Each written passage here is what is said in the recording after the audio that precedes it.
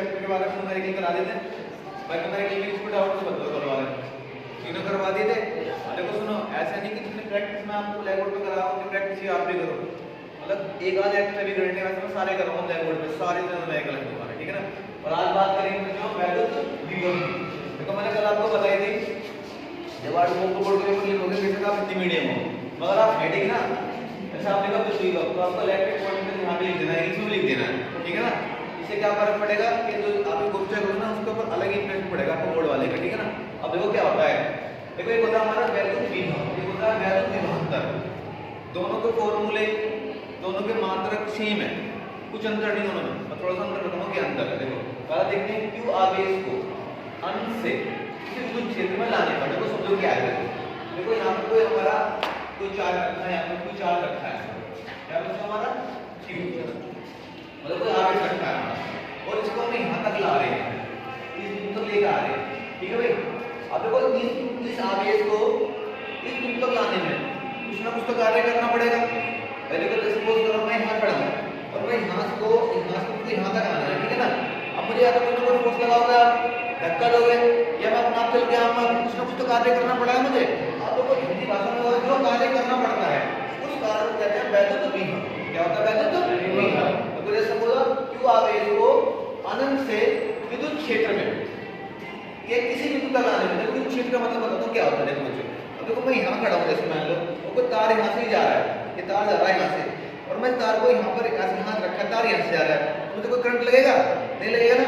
और जैसे ही मैं इसके पास भी आ जाऊंगा, हल्का से पास आऊंगा, तो वैल्यू क्षेत्र होगा यहाँ पर, मुझे कैपिटल क्या कर लेगा, ये खींच लेगा नहीं खींच लेगा।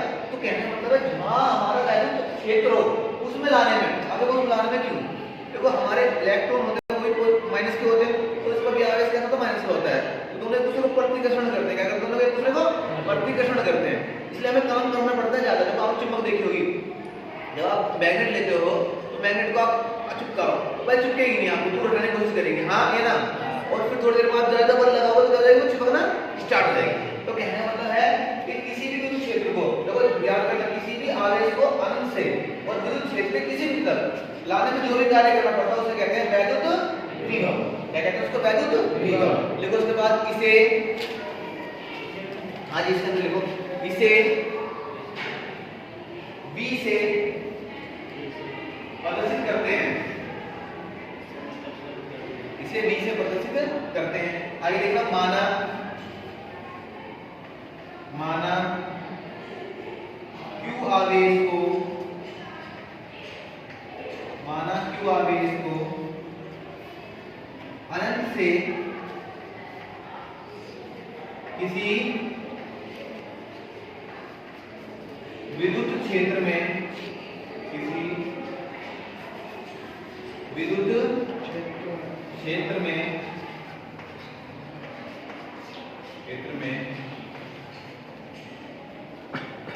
लाने के लिए W कार्य करना पड़ता है, तब उस बिंदु पर विद्युत आवेश, विद्युत विभव। देखो बच्चों आप सुनो मेरी बात, नोट करना बंद करो। देखो माना किसी का, तो मानने के लिए हम एक सपोज कर रहे हैं बच्चों। देखो ये आवेश हमारा माइनस का भी हो सकता है, ये आवेश हमारा प्लस का भी हो सकता है, इसलिए मैंने यहाँ लिखा माना, हमें कंफर्म नहीं। अब देखो किसी आवेश को अंत से किसी बिंदु में लाने में W कार्य करना पड़ता है, तो अब V कितना उत्पन्न होगा, देखो V बराबर होगा, V बराबर होगा हमारा W अपॉन Q। देखो क्या है, तो क्या है मैं बताता हूँ आपको क्या है। देखो हमारा कोई तार है, ठीक है ना, इस तार के अंदर हम इलेक्ट्रिसिटी को फ्लो करवा रहे हैं, मतलब करंट इसके अंदर जा रहा है। हमें देखो आपने देखो छोटा तार होता है, बारीक तार होता है, तो टूट जाता है, ठीक है ना। अभी मैंने आपको शुरू में आपको जब बताया था कि हमारा जो वायर होता है, वायर के अंदर हमारी वायर है इसके अंदर, तो हमारे इसके अंदर दो चीज होती है बच्चों हमारे, एक होते हैं हमारे इलेक्ट्रॉन, एक होते हैं हमारे प्रोटोकॉन, है ना। बताया था कि दोनों की दिशा विपरीत होती है हमेशा, मतलब अगर इलेक्ट्रॉन इधर जा रहे हैं तो प्रोटॉन बच्चों उसको उल्टी दिशा में जाएंगे, अगर प्रोटॉन इधर जा रहे हैं तो इलेक्ट्रॉन उसको उल्टी दिशा में जाते हैं। आप देखो छोटा तार होता है 10 मिनट जाते जा रहा है तो तार फूट जाता है, हाँ या ना? क्यों फूट जाता है, क्यों गर्म होता है? किन के क्या होता है, टक्कर लगती है किसकी, इलेक्ट्रॉन और प्रोटॉन की, जिस कारण घर्षण बल उत्पन्न हो जाता है। क्या होता है, घर्षण बल उत्पन्न, और तार फूटने की तरह बन जाता है।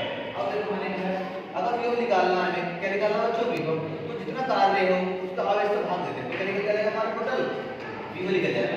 या कह सकते हैं Q बराबर W/V, या एक और फॉर्मूला लिख सकते हैं, क्या फॉर्मूला लिख सकते हैं, W बराबर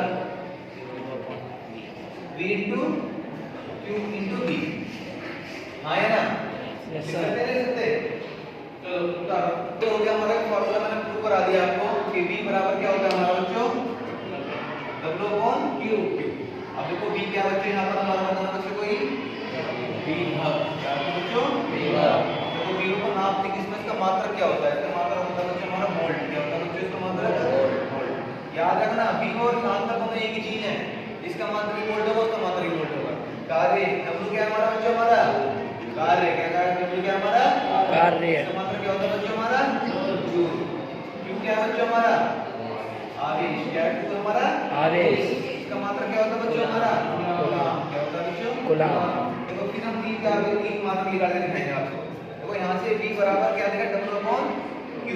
अब देखो मैंने आपको मात्रक लिखवा दिया, आपको सीधा सिंपल का V का मात्रक होता है वोल्ट, वोल्ट तो सब याद रखना है। एक मात्रक और रखेंगे यार, क्या होता है इसका मात्रक, कार्य जूल प्रति कूलाम, कूलाम, हाँ कूलाम, क्या हो सकता है जूल प्रति कूलाम, ये बात नहीं, इसका मात्रक बच्चों ये हमारा V का। देखो V का एक मात्रक हो सकता है हमारा वोल्ट, है वोल्ट, याद रखना मान लेना वोल्ट होता है। दूसरा मात्रक पेपर में ये याद रखता है, इसका मात्रक क्या होता है जूल प्रति कूलाम। कैसे पता है इसका मात्रक जूल प्रति कूलाम होता है, देखो अभी हमने आपको प्रूव करके दिखाया था। अभी देखिए पहले दोबारा लिख दो, अभी हमने आपको प्रूव करके दिखाया था चीज एक, आगे हमने आपको प्रूव करा कि V बराबर होता है हमारा W/Q। देखो W V के बराबर ये है सब चीज, है ना, V के बराबर है। अब देखो कार्य का मात्रक क्या होता है हमारा जूल, ठीक है, और Q का मात्रक क्या होता है हमारा आवेश, आवेश का मात्रक क्या होता है कूलाम। तो ये भाई इसका मात्रक हुआ नहीं हुआ, हाँ या ना? पेपर में यही आता है बच्चों, सिंपल नहीं आता यार, सिंपल सी बात कर सकते हो। Q का मात्रक क्या लिखा था हमने बच्चों आपको अभी, कूलाम। अब देखो नया मात्रक पर क्या आ जाएगा, Q का इसका नया मात्रक क्या हो जाएगा, इसका मात्रक क्या होता है हमारा कार्य जूल, और इसका मात्रक क्या होता है हमारा वोल्ट। अगर नया मात्रक पर क्या बच्चों इसका भी, अब देखो इसका मात्रक नया एक और आ जाएगा हमारा W बराबर क्या होता है हमारा V into Q होता है। W का मात्रक कार्य, कार्य का मात्रक जूल, नया मात्रक बन के क्या आ गया इसका तो वोल्ट, और इसका बच्चों हमारा कूलाम।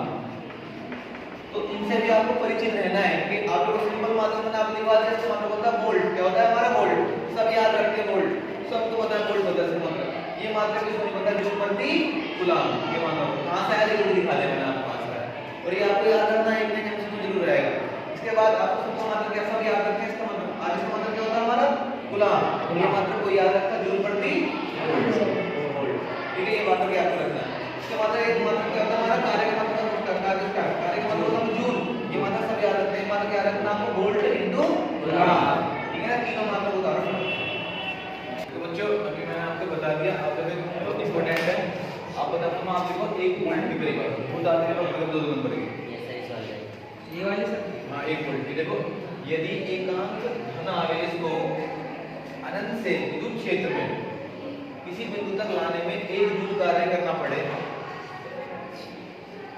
यदि एकांक धन आवेश को अनंत से विद्युत क्षेत्र में, विद्युत क्षेत्र के किसी बिंदु तक लाने में 1 जूल कार्य करना पड़े, तो विद्युत क्षेत्र के उस बिंदु पर विभव का मान 1 वोल्ट होगा। दोबारा सुन लो, यदि एकांक धन आवेश को अनंत से विद्युत क्षेत्र के किसी बिंदु तक लाने में 1 जूल कार्य करना पड़े, तो उस विद्युत क्षेत्र के उस बिंदु को पर 1 वोल्ट। देखो जैसे आपके आगे क्या था बच्चों, V बराबर W/Q था, और यहाँ से 1 वोल्ट बराबर 1 जूल, और 1 कूलम। एक बड़ा इंपॉर्टेंट नोट आज की ट्यूशन की छुट्टी हो सके, बहुत बार हो जाता है ट्यूशन की छुट्टी हो सके आज की फटाफट तेरी। देखो किसी आवेशित वस्तु का विभव, आवेशित वस्तु का विभव, किसी आवेशित वस्तु का विभव, किसी आवेशित वस्तु का विभव हमेशा, किसी आवेशित वस्तु का विभव हमेशा शून्य होता है, अर्थात